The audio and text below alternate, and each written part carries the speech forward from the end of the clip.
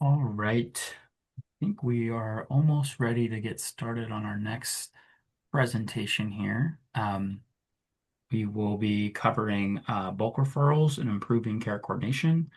We have a whole host of speakers for this one.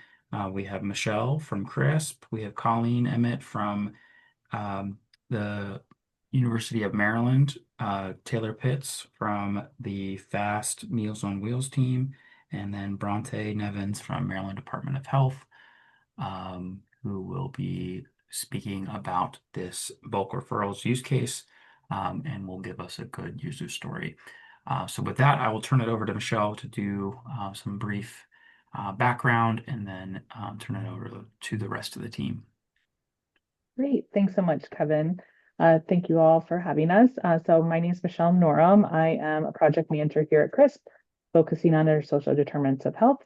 Today, we're going to talk about CRISP referrals, bulk referrals specifically. I'm going to give just a general overview of how the data flows and what that looks like. And then we're going to go into two specific use cases that have used bulk referrals, the FAST and the FAST program, as well as medically tailored meals. Next slide. So just a little bit about the social needs data that comes into CRISP. So our main goal is really to have a whole person record. So we already have all that clinical data, and then we also pull in individual social needs data, and then social care intervention data, which would include those referrals that we receive. That pulls into that whole person record, and then goes out into, depending on if you have HIPAA or non-HIPAA covered access. Oh, Kevin, can you advance? Okay, perfect. As you can see, based on what your access is what you would be able to have access to, especially specifically around the clinical data. Next slide.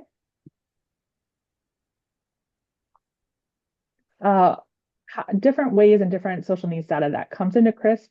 One way is through social care providers, so that could be community-based organizations or CBOs, through government agencies, from local health departments, and that feeds into CRISP. Then we also have SUH network referral platforms. So that may be systems that individual organizations use, such as Find Help, Unite Us, WellSky, those type of systems, and we can receive information from those systems and share that in CRISP. And then we also have our CRISP closed loop referral tool, which that's what we're going to talk about, how those bulk referrals flow through. And then all that information is available to that care team. Next slide.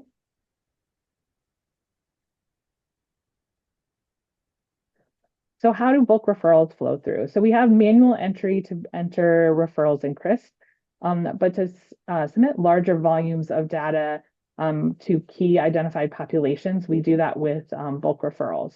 So the first step is identifying that key population, and you'll hear that in our two case studies about their population that was identified. Just for example, this could be specific age groups, specific clinical diagnoses. You could focus on food or housing insecurity, really whatever targeted intervention or population you want to focus on, and send that specifically to the community-based organization that you have chosen. That data is then extracted. It can be extracted in a couple of different ways. Either an organization, healthcare system can identify that population and those patients and send it to CRISP, or CRISP can identify that population and work with you to send that information over to the organizations.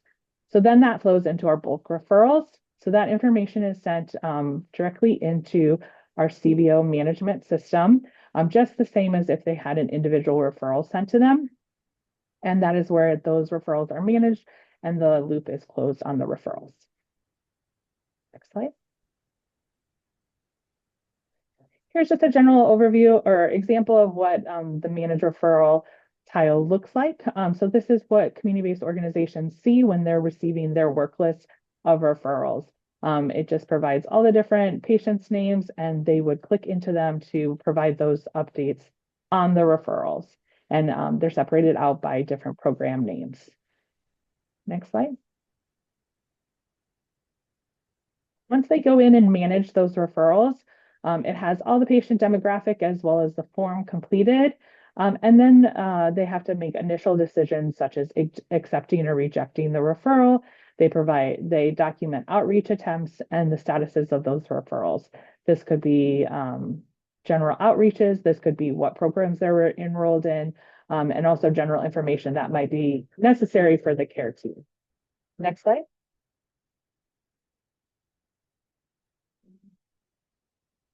Just wanted to show a couple of examples of what this would look like as the information is updated and we have that true closed loop referral.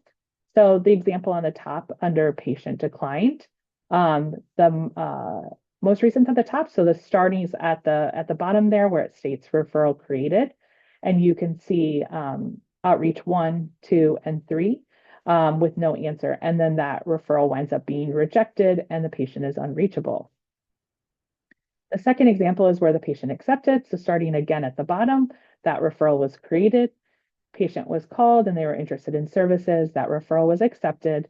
They're enrolled in those services and then eventually completed the outcome by receiving all of the meals in this example. Next slide. And then that information is available to anyone that's on the patient's care team. So under the care coordination tab and referral history, you're able to see all referrals that the patient has received through CRISP. And also other entities, we receive copies of those referrals. And so you can see the source there, and that will change based on where we're receiving the referral from, the status and when it was last updated, as well as the program name. If additional information is needed, you would just click on that individual referral, and there you would be able to see the sender, recipient, and then all those journal entries in those examples I just provided are available to you as well.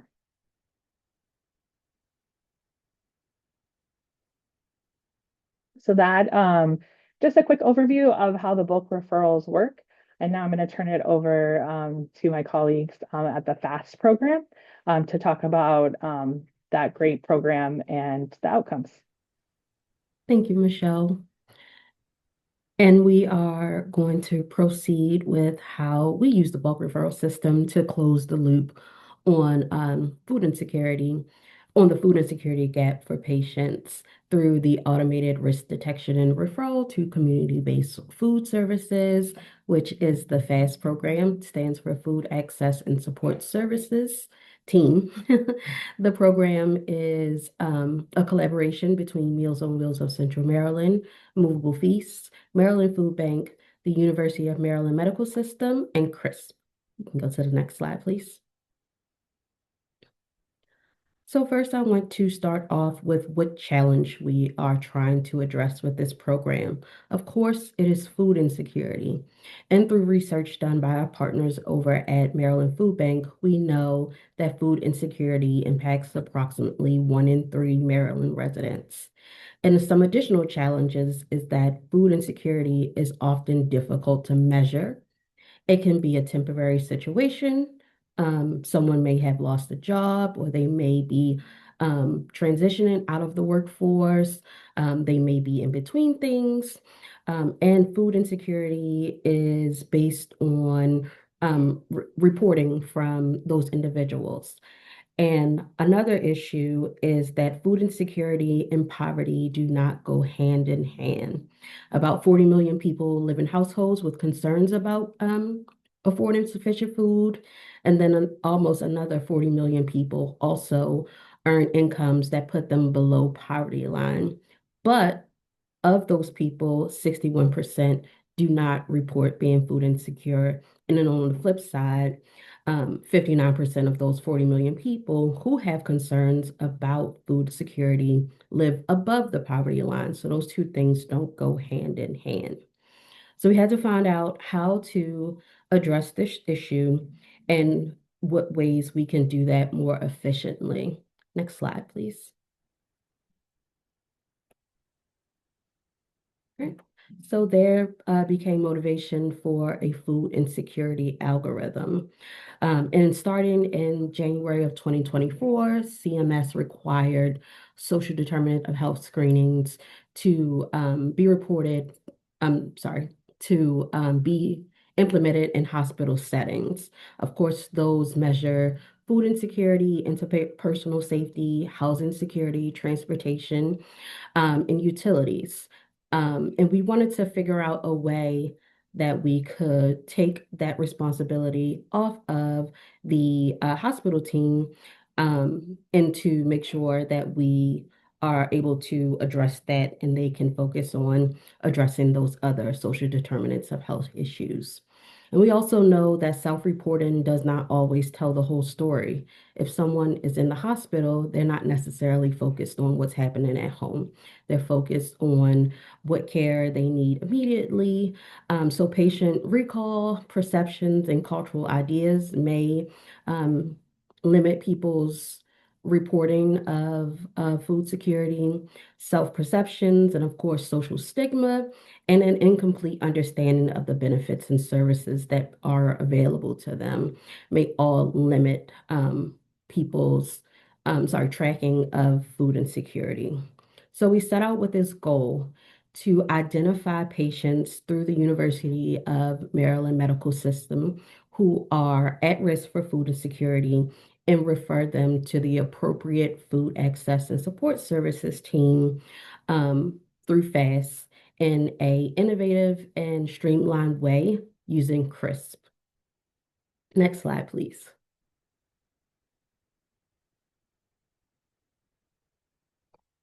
So in the background of all of this, a couple of innovators from Meals on Wheels of Central Maryland, who was the lead organization on the FAST program, some different funders, and of course, Movable Feast got together to say, okay, we are three siloed individual food services companies who service Maryland.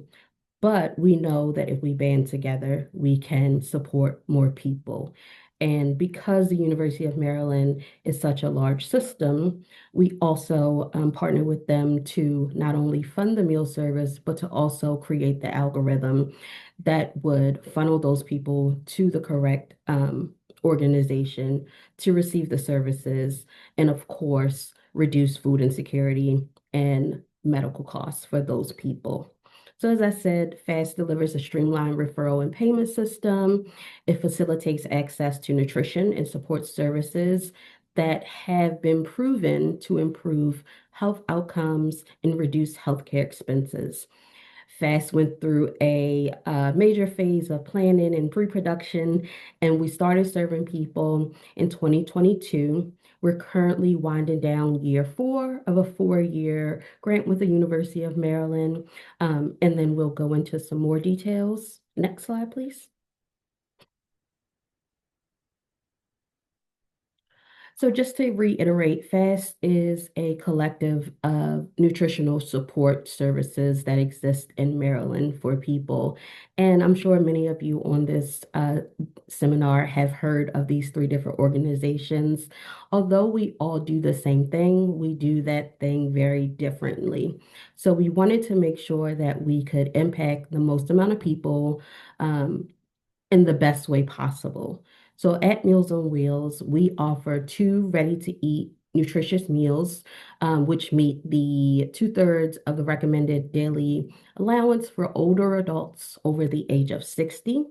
We do those meals daily, Monday through Friday. We also do a health and safety check during that delivery, and we also offer a comprehensive in-home assessment that focuses on the social determinants of health, and we make referrals to additional support services, including SNAP. At Movable Feast, they focus specifically on medically tailored meals.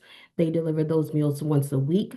They also provide fresh produce and supplements, and communication with a registered dietitian and coaching to help people understand how nutrition affects their conditions.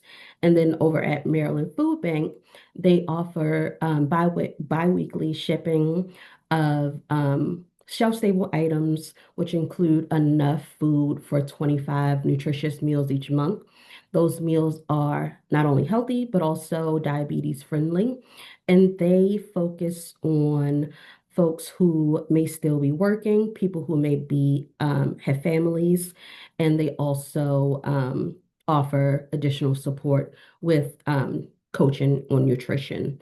So we all offer different services, but they're all tailored to a specific group of people. So we wanted to make sure that we can service a multitude of people in different ways the best we can. And thankfully, we connected with UMS again in their excellent data sciences team to create that algorithm. And Colleen will now talk more about that. Thank you. Thanks, Taylor. Just wait for the slide. Thank you. So yes, the University of Maryland Medical System, we developed a food insecurity risk algorithm that we called AFFIRM, which stands for Assessment for Food Insecurity Risk Measures. And the goal here was really to automatically identify patients at risk of food insecurity.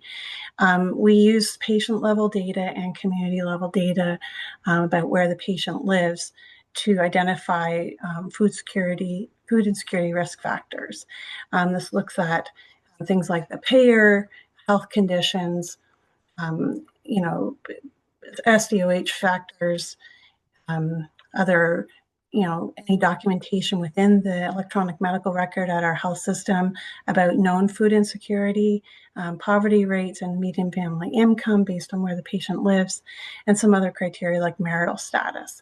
And the goal here was to apply the AFFIRM algorithm across all patients with hospital encounters at our health system. So this is across our 12 UMS hospitals in Maryland. And using this patient-specific data and publicly available population data, we identified the patients at risk of food insecurity, and we're able to send referrals daily to the FASST partners through CRISP. And we tailored these referrals specifically to the scope of the organization's eligible populations. Next slide, please. So the FAST referral process, the way we did this was we had UMS here. We ran the AFFIRM score on patients that had a hospital encounter recently, and if they had a score threshold above a certain number, we were able to assess the eligibility for the FAST partners and share that list with CRISP on a daily basis. Then CRISP would take that information with this bulk referral and direct that to the correct FAST partner so that they can be engaged by the FAST partners. Then the FAST partner's role was to reach out to the patient and assess their eligibility and enroll the patients. If the patient can choose to enroll in the 90-day program, they receive 90 days of no-cost meals funded through UMS. And then the FAST partners update their referral status in CRISP, where CRISP sends that back to UMS on a weekly basis so that we can assess whether what the patient's status is and monitor their progress through the program. In addition to the sharing the referrals, we partnered with a third-party evaluator called Sharp Insight, and they made sure that the patients completed surveys upon program enrollment and again upon completion to assess their pre and post intervention data. So the surveys were looking to assess food and financial security, healthy days, medication compliance, and patient satisfaction in the program. And then this way we can have an understanding of what the impact is from an objective way for each of the patients. Next slide, please. This just gives a high-level view of the geographic distribution of the FAST enrollees. So we was looking at patients that have been referred over a nearly 3-year period. The patients are referred based on their hospital encounter at one of the UMS hospitals across central, southern, and eastern Maryland.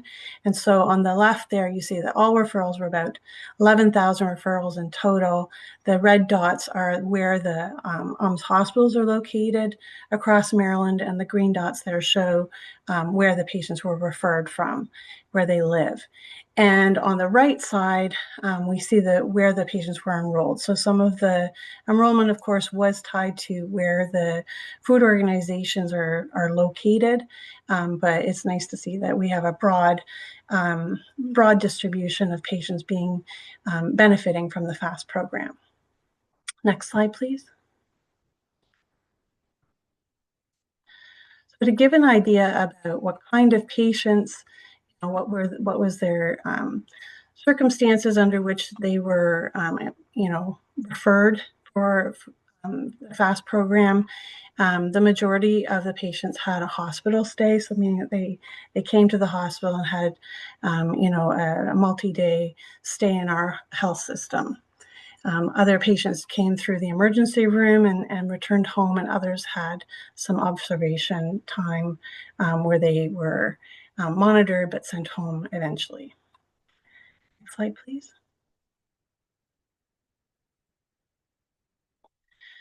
So here, just to give some understanding of, the patients that we referred to the program that were enrolled, the median family income where these patients lived, the majority of patients lived in an area with a median family income less than 70,000 and many with less than 50,000. But this is the neighborhood family income coming from the American Community Survey. So this doesn't necessarily reflect the patient's income, but rather the area that they live. From the survey data, we were able to understand more about the patient's personal income, and many of those patients managed on an income of less than $20,000, with many under $10,000 per year. So what we want to recognize here is that the AFFIRM algorithm has been identifying patients where we don't collect financial information in our medical record, but we were able to identify patients that were from vulnerable areas and experiencing challenges that may indicate risk of food insecurity. Next slide, please. The result and impact of FAST was that over the past 3 years, we've been able to provide over 2,400 families with 90 days of no-cost meals. And of the 3,300 patients that were referred and contacted by one of the food organizations, 74% of them that were contacted chose to enroll in the program. And this is compared to a historical rate of 7% when referrals were sent to these food organizations via just physician referral.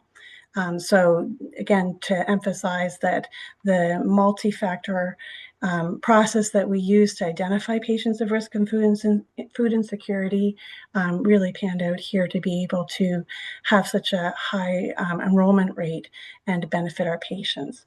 Those that chose not to enroll in the program, some of their reasons were that they were already receiving services or feeling that others might need the food more than them, and a few saying that they were not actually interested in being part of such a program. But this results in, over the last year, we have been sending 540 referrals per month to Meals on Wheels, Maryland Food Bank, and Movable Feast. Next slide, please. So one of the challenges that the food organizations faced was actually contacting the patients. So of the patients that the food organizations attempted to contact, it was only 58% of them that they had the capacity to reach out to. And among those, about half of the patients were reachable, meaning that they answered the phone and were able to respond to either enrolling in the program or declining the program. The other half, 28% of the full number that were referred, they were unreachable, and this means that they didn't answer the phone, or they disconnected the phone call, or their phone number was out of service. So this is one of the challenges of trying to reach patients by phone, but this is that's part of, we need to be able to know where to send the food, because one of the main benefits of this program too is that the food is delivered to the patient's house. And only 1% of the patients that they contacted were ineligible for the program. So that again speaks to the reliability of the AFFIRM algorithm to make sure that they were sending referrals based on the criteria of the food organizations. Of the total number of patients referred for the FAST program, there was 42% that were not contacted due to insufficient capacity at the food service providers. And so this was in part as, we were rolling out the program and trying to figure out what the balance between how many referrals to send, and as you saw above, about the fact that many patients were unreachable. So in order to achieve full program enrollment, we were required to share a high number of referrals to accommodate that. And then other times we ran into situations where the number of referrals exceeded the budget limits for the monthly enrollment. But this was all part of, learning how to manage the referrals and the budget and the work to contact these patients. Next slide, please. I hand it back to Taylor to wrap it up and share the program success. Yes. So FAST. Thank you. Through the FAST approach, which includes the closed loop bulk referrals, the collaboration between different nutritional partners, the innovative algorithm, and the third-party evaluation and surveys, we were able to accomplish a number of things. First, we want to recognize that the Affirm algorithm is highly accurate in identifying the patients who are at risk for food insecurity. We service a number of people, but we know that there are always people who cannot get to us for a number of different reasons. The algorithm gets those people to us. So as Colleen shared, we have received over 10,000 automated referrals. We have served over 2,000 people through the FAST program over the past 3 years, and 74% of the people who were connected with the FAST program were enrolled, as compared to 7% historically. And 99% of the time, those referred patients were eligible for the FAST program. So we achieved a high number of referrals. A high volume of referrals. We met our FAST program deliverables. The referrals were suitable and they were a high match for the programs. Yes, sorry. Next slide. Right. So we just want to share some areas of focus that come to mind when we think about doing this type of work. So there are 3 areas that we kind of separated these items into. Relationship management, of course, because you are working with a number of different organizations, you want to make sure that you are actively managing those relationships with the healthcare partners, the funders, Chris, who is sending those referrals, and the different organizations, to understand how we can work together, how we can scale this. And of course, make sure that we are closing the loop on those referrals and making sure that people are getting connected to the resources that they need. Of course, that includes the operational infrastructure. We have to build that internal system to be able to process referrals. So each organization had their typical way of processing referrals, but we quickly learned that with this scale, we needed to, of course, include other members of staff. We needed to make sure that there was space and opportunity to make sure that we do all the things that we need to do. We need to make sure that our eligibility requirements are clear so that the people who are referred to us are referred to the correct organization. Integrating technology, as we know, things are always changing, and any way for us to make things easier and to, minimize errors is always an area of focus. Of course, because people are people, you should expect some inconsistencies in the data. One example I'll use is when we first started receiving referrals, we were only receiving one phone number, and a lot of the times it was a phone number that was out of service. So we then went back and requested a second phone number, and we were able to reach people a lot easier.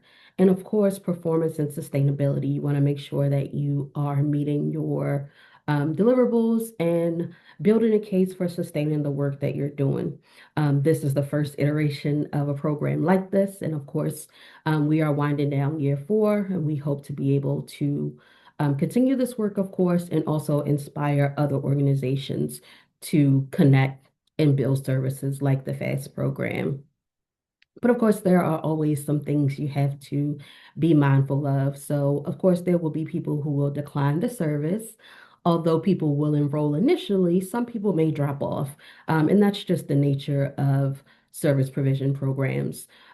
Things may change, people may go back to work, they may transition to different living settings where they're more supported, or they may not just be interested in the service, it's not working for them. Always refine your outreach strategies, whether that includes making one phone call, two phone calls, or two phone calls and a letter, and set realistic limitations for your staff to prevent burnout. As Colleen said, they send about 500 over 500 referrals to each CBO every single month, and that is referrals 4 days a week. Sorry, referrals 5 days a week. And then also, of course, always check your metrics beyond what you initially set out to track. Of course, number of meals, number of people served, etc. But also keep track of things like your contact rate, your engagement rate, your service completion, which is really important to us because that helps us with our pre and post measurements, and that also helps our third-party evaluation team give us some additional insight on what people need in addition to the meal service. And of course, there's always a million other things to focus on. So we have different work groups that focus on different areas of the program. We have our leadership team, we have our services and evaluation team, we have our tech team, and then we have many more smaller teams within those teams to focus on different areas of the program. And with that being said, I will close with just two quotes from, next slide, from participants of the FAST program. The first is, "The program showed me how to eat balanced meals with diabetes." That was a respondent in 2025, and another respondent in 2025 said, "I had a medical problem and went to the hospital and was out of work for some weeks. Coming out of the hospital, they recommended the FAST program. It was helpful because I did not have to pay for food, and the food came to my door, sorry. Thank you for letting us present the FAST program, and I will pass it back to Michelle for next steps." Great. Thanks, Colleen and Taylor. So next we're gonna turn it over to Bronte. We are having a little bit of technical difficulties, but she was able to join us via phone. So Bronte, we are on your main slide here that says bulk referrals for medically tailored meals. And I'll turn it over to you. Thanks so much, Michelle. Can you hear me okay? Yep, perfect. Okay.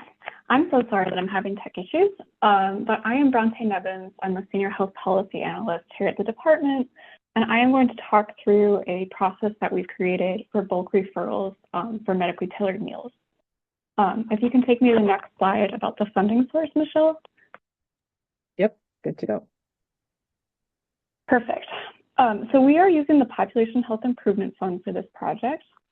The AHEAD state agreement required the creation of this fund, and we established it in 2025 legislative session.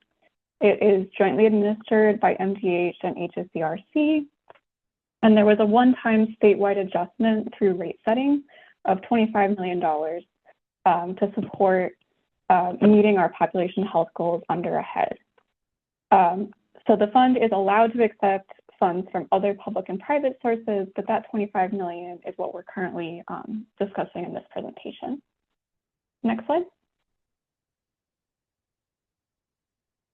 Okay, so this slide lays out the two initiatives that we are piloting, which are two food as medicine projects. So one of them is medically tailored meals, which I'm going to be focusing on in this presentation. We are doing medically tailored meals for high-risk patients, and we are doing this basically to generate short-term savings, prevent avoidable healthcare utilization, and also improve health outcomes. And this is partly to demonstrate the value of food as medicine. So that component of this project launched in late April. And then the other piece that we are doing with the PHIF, or the Population Health Improvement Fund, is place-based purchase prescriptions. So that's a little more on the preventative side. We're focusing on enough communities, which are geographies around the state, that are high child poverty areas. So we're doing a produce prescription focused around building capacity for community organizations and preventing chronic disease. So there is a subcommittee that's supporting the RFA development there. Those subcommittee meetings are open to the public. You're welcome to join us as we talk through that. And we are anticipating releasing that RFA in the early summer. Next slide. So just briefly, why did we pick medically tailored meals as one of the initial projects with the PHIF? So there's a lot of great food-related work already occurring in Maryland, as many of you are aware, and we really need many different interventions to make a difference on food insecurity and nutritional quality. So we picked medically tailored meals as one of these initial interventions for the PHIF based on a couple of different factors. So one was alignment with AHEAD. AHEAD is our total cost of care model in Maryland. The second piece was around current insurance reimbursement practices in other states. So other states have incorporated medically tailored meals and other food as medicine interventions into Medicaid and other payer programs. And also, just based on the robust evidence out there that we're likely to see short-term health outcome improvements as well as healthcare savings. So those are the reasons that we started with MTMs as one of these original projects with the PHIF. Okay, next slide. So let me go over our patient eligibility criteria for medically tailored meals. So there's basically 3 different criteria we're looking at. The first one is our clinical criteria. So we were able to look at this through CRISP. So we're looking for people who have had 2 or more hospital visits with diabetes as a primary or secondary diagnosis, and or folks who have had a diabetes PQI event. That's the clinical criteria. The health-related social needs criteria is a barrier to healthy eating. So we're focusing on nutritional insecurity, which is slightly different from food insecurity. And the screening for that nutritional insecurity can have been conducted either by a healthcare provider or by the community organization, the MTM provider. And then because we're doing this as kind of a demonstration project using the funds out of the PHIF, we also have some residency criteria. So for this initial start of the MTMs for the department, we are doing Prince George's, Baltimore City, Baltimore County, Dorchester, Somerset, or Allegheny. So we selected those jurisdictions, trying to get some regional diversity around the state. We also looked at food insecurity rate by jurisdiction, and we looked at rates of PQI and the 2+ hospitalizations. So we were really trying to get at jurisdictions that have very high rates relative to the rest of the state for these events. And then we were also looking at the cost of care for these high acuity patients. So we might add more jurisdictions over the course of the pilot. And again, this is a pilot program. We are looking at sustainability pathways that would be inclusive of the whole state. Next slide. Okay, so to get into the referral pathways, so the 2 entities that we're working with are Movable Feast and Food and Friends. They are the 2 entities that at this time are accredited by CEMIC to provide medically tailored meals, and they are also HIPAA-covered entities. So the main way that we're referring people into this program is through a bulk referral system. So patients who meet the clinical and residency criteria are identified via their hospital utilization data, as I mentioned. And then the contact info for those patients is sent from CRISP directly to the implementing community organizations, the Movable Feast and Food and Friends. Those community organizations reach out to the patients, see if they would be interested in receiving these services, screen them for the HRSN criteria, and then also start delivering services. So that is kind of the main way that people are getting added to this program. And then the other pathway is provider referrals. So we've also set up in CRISP a brief form that a provider can fill out to affirm that a patient meets the criteria, and then that form is sent directly to the community organization. Next slide. So we're doing a really robust evaluation to look at the impact of this pilot. So we're working with Dr. Seth Berkowitz, who's one of the leading researchers on food as medicine. And we're doing an eval of healthcare utilization, healthcare spending, and also clinical outcomes. We'll be looking at enrolled patients versus comparison groups. And we will also be tracking those who declined services or those who were ineligible for some reason. For example, they met the clinical criteria, but did not have nutritional insecurity. Okay, and if you can take me to the final slide about sustainability, Michelle.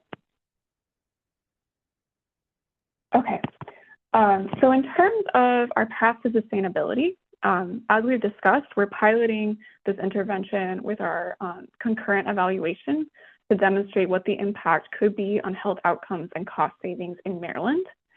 And then depending on the results of this evaluation, we're going to be looking at building MTMs, medically tailored meals, into routine healthcare through payer reimbursement. So that is a model that a lot of other states have taken. So in lieu of services would be for Medicaid. Commercial reimbursement is another way that we're looking at it. And then because we are part of the AHEAD model, we could be looking at AHEAD outcome credits, something called a MAHA adjustment that's also part of AHEAD, and a couple of other ways to build sustainability here. And with that, I'll pass it back over to Michelle. Wonderful. Thanks so much, Bronte.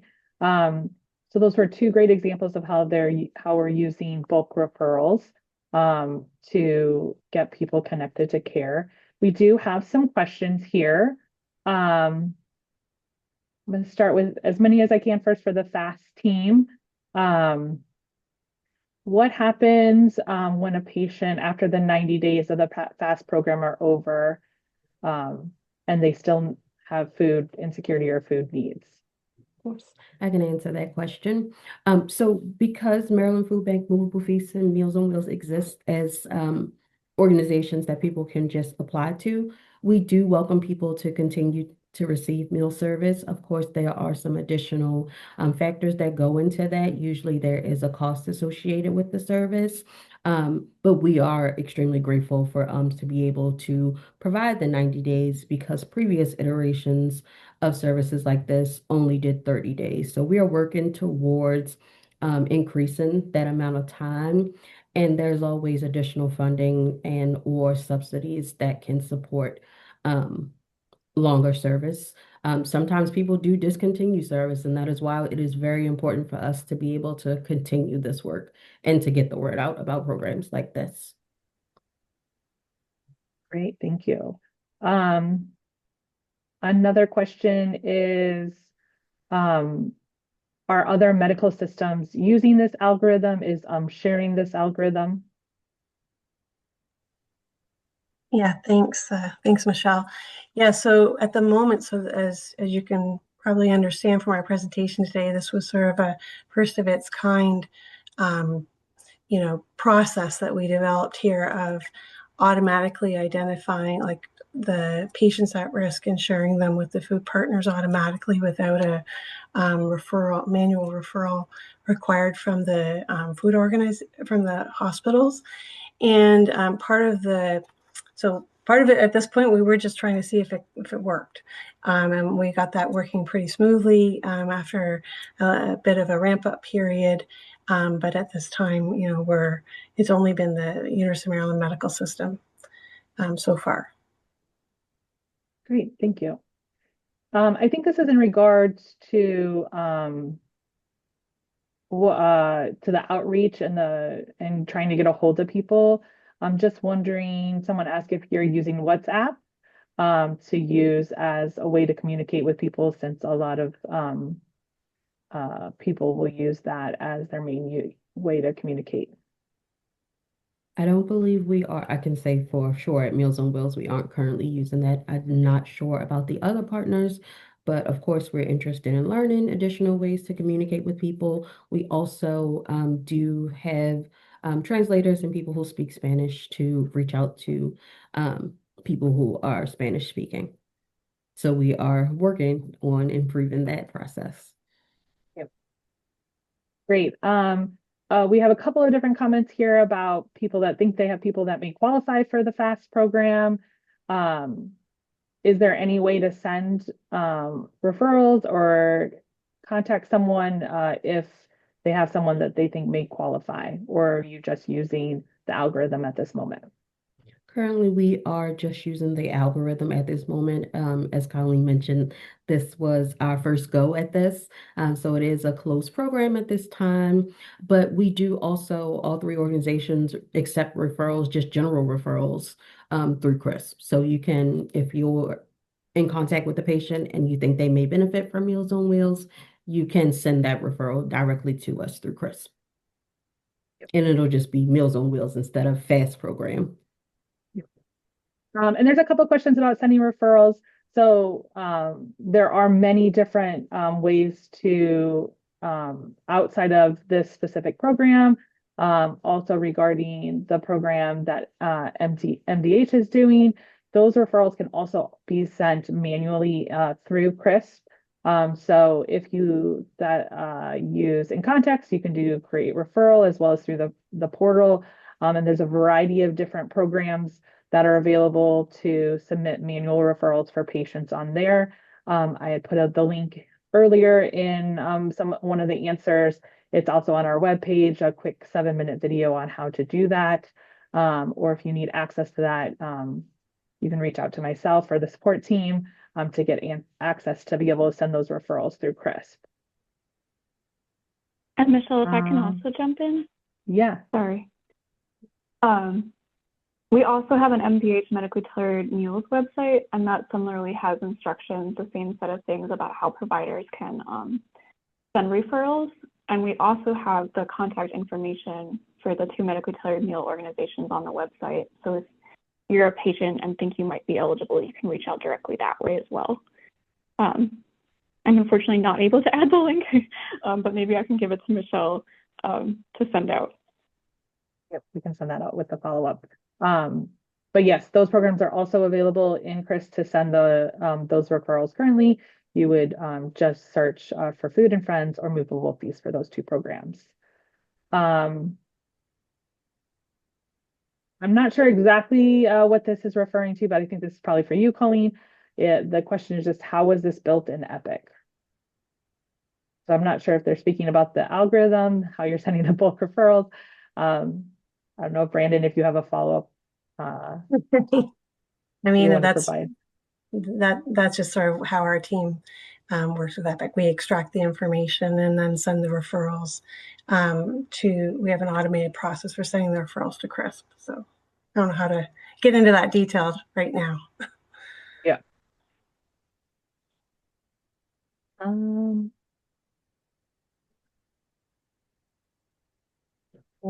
Just want to make sure so it looks like someone would recommend these for Caroline County. Someone's recommending primary care physicians. Yes, they're so keeping you in loop in the referral. So yes, this information is available. At the beginning, I showed that screenshot under the care coordination tab in CRISP. You can see all referrals that have been submitted through CRISP, as well as those bulk referrals. All of that information is under that care coordination tab, and you're able to see the statuses and any updates that the community-based organization has provided.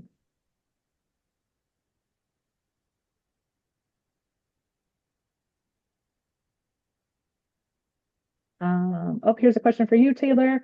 Are there options for culturally diverse meals, Asian, African, etc.?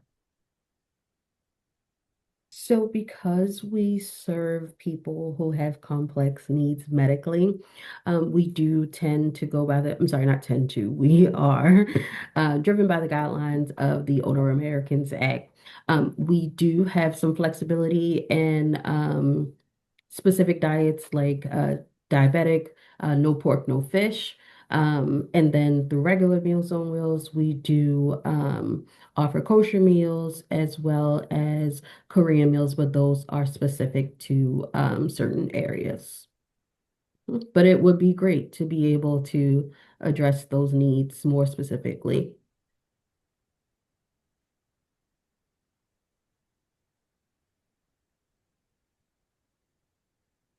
I got a question about alerts for referrals. We currently do not have alerts for referrals at this time. Every time every time a referral is updated, you would receive an alert, and we don't want to over alert people with all those different status updates. However, if enough people feel like that would be helpful to know when someone's receiving that and get a alert maybe for an initial referral or when they're accepted or enrolled, definitely something that we can look at adding in the future in Chris. All right, I think that's all the questions that I see in the chat. Any other questions, since we do have just a couple more minutes?